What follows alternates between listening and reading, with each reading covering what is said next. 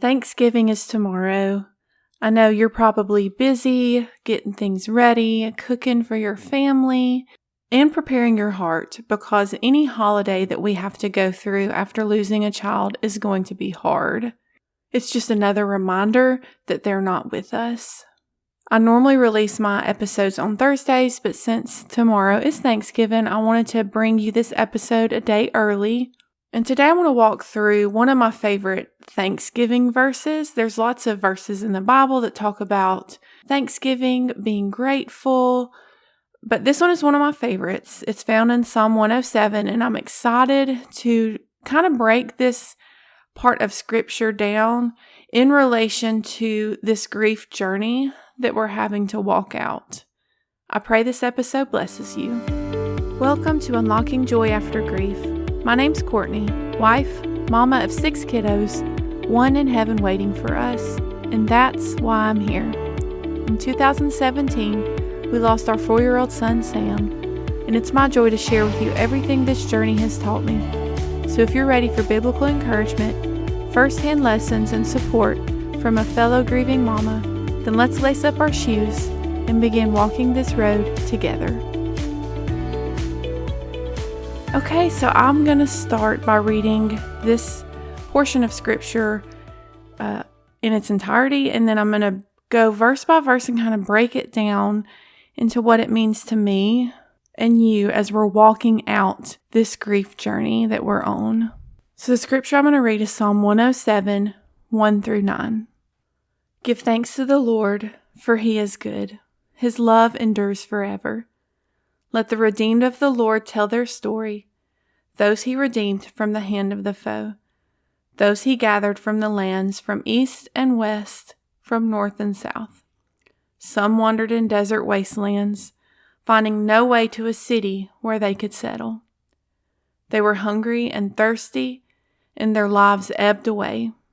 Then they cried out to the Lord in their trouble, and He delivered them from their distress. He led them by a straight way to a city where they could settle. Let them give thanks to the Lord for His unfailing love and His wonderful deeds for mankind, for He satisfies the thirsty and fills the hungry with good things. So I'm actually going to start in verse 4, but I wanted to read verses 1-3 to kind of give the context of what David was talking about. He's talking about the redeemed telling their story of how God rescued them, about how He gathered them from lands all around and brought them to a city where they could settle. So that's the context, but I want to actually start in verse 4 in my dive into this Scripture. So verse 4 says, "Some wandered in desert wastelands, finding no way to a city where they could settle." Child loss can feel like a wasteland. Because when I think of a desert wasteland, I think of like dry, parched ground with like lines in it because there's been no rain. It's desolate. It feels hopeless. And that is how grief can feel. It can feel desolate. It can feel hopeless. You can feel like dry, parched land where there's been no rain. And the second part of that says, finding no way to a city where they could settle. When I lost Sam, it felt like I would never be able to have peace again, never be able to settle. Because when I think of settling, I think of a home. I think of peace. And when you're having to deal with the emotions and everything that comes with child loss, settling in peace is not one of them. So it can feel like you're just constantly wandering around aimlessly with no sign of being able to have peace, to be able to settle in that peace ever again. Verse 5, they were hungry and thirsty, and their lives ebbed away. Being hungry and being thirsty are physical needs that our body has to survive. So our body tells us we're hungry and tells us we're thirsty when it needs something for survival. And after losing our child, we're basically stripped down to those basic needs of survival. That's pretty much all our focus is on, especially in those early days we're just wanting to survive. Like, that's it. So if you just stop there with those two verses, verse 4 and verse 5, it can feel very hopeless. Like, what's the point of even trying? What's the point of living? I'm just wandering in this desert wasteland. I'll never find a place to settle. There will never be hope. I'll be hungry and thirsty. My life is ebbing away, and it feels very hopeless. And so it's important that we don't stop at verse 5 in our lives. We don't stop there. We don't say, what's the point? I'm wandering around. I'll never find peace. I'll never be able to settle. I'll never feel hope again. It's important we don't stop there, because David didn't stop in verse 5. He wasn't like, okay, that's it. Let's go to Psalm 108 now. He kept going. And it's important that we keep going to find the answer out of this desert wasteland. And what is the answer? Verse 6, then they cried out to the Lord in their trouble. That's the answer. If you feel like you're wandering around in a desert wasteland with no sign of hope or peace or rest, that's your answer. Cry out to the Lord in your trouble. And the very next part of that verse tells us what he'll do. When we cry out to him in our pain, in our heartache, in our grief, it says, and he delivered them from their distress. How amazing is that we have that promise that we can cling to, that when we don't feel like we'll ever be able to make it through, we're just going to wander in this dry, barren, desert wasteland of our pain, of our grief. There's no way out of it. There's nowhere to settle. The only thing we have to do is cry out to God. Say, God, help me. I need you.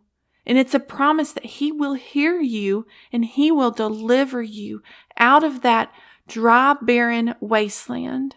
Now, when he pulls you out, there'll still be pain. There'll still be heartache. But there's one thing that he has that's so important in our grief journey, and that is hope. A hope that we're not going to have to wander around in this dry, barren, desert wasteland, watching our lives ebb away. We have hope that we can live again. We can have joy again. And the most important hope of all is that we will see our child again. When our children left this earth, it wasn't goodbye. It was see you later.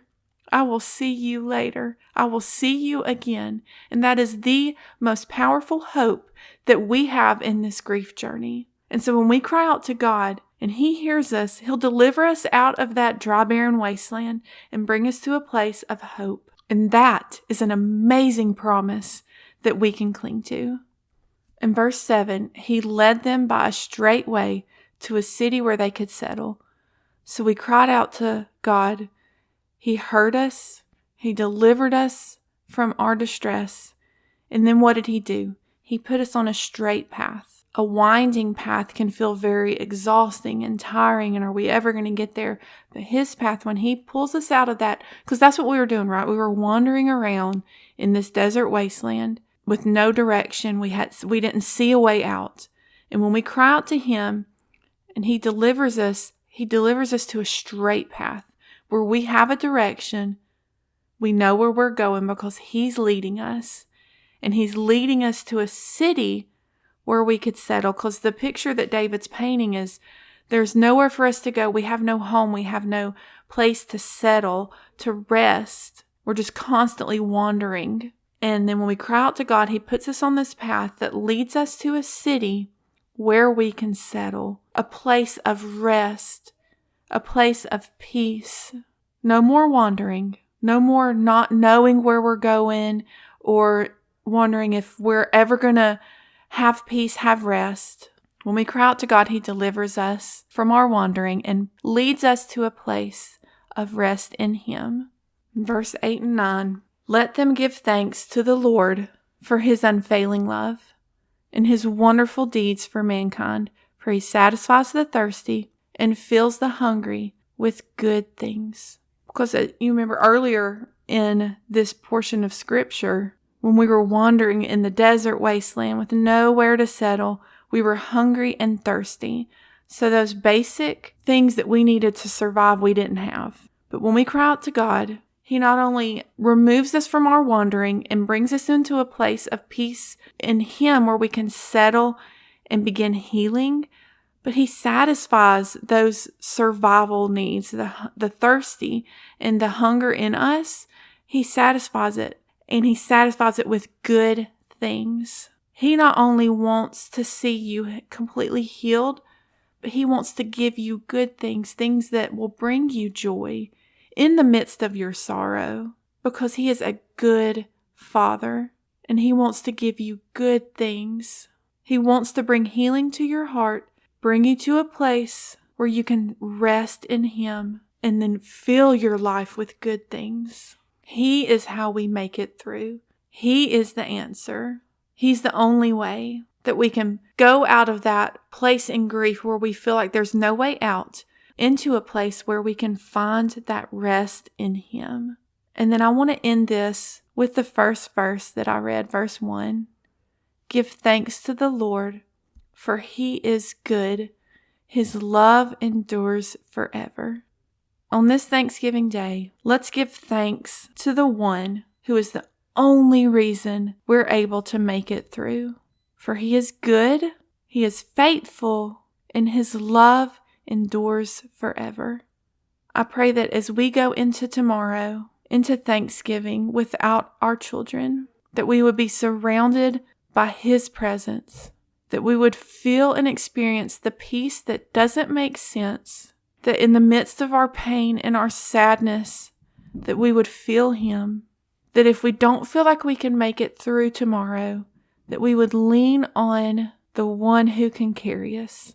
I pray tomorrow that you will feel Jesus every step of that day, and that you would also feel the presence of your sweet, precious child who is no longer here, that you would feel them with you every moment. I'll see you next week. Love you, friend. Hi, friend. I hope this episode blessed you. The best advice I can give to be able to make it when a storm hits your life is to know who God is before it even starts to rain.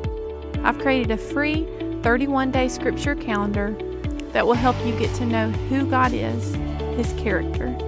You can find this calendar plus bonus journaling pages and scripture cards all for free at unlockingjoy.com/God's character. This will also be linked in the show notes. I pray the foundation of your faith will be strengthened as you journey into the heart of the Father. I'll see you next time. Love you, friend.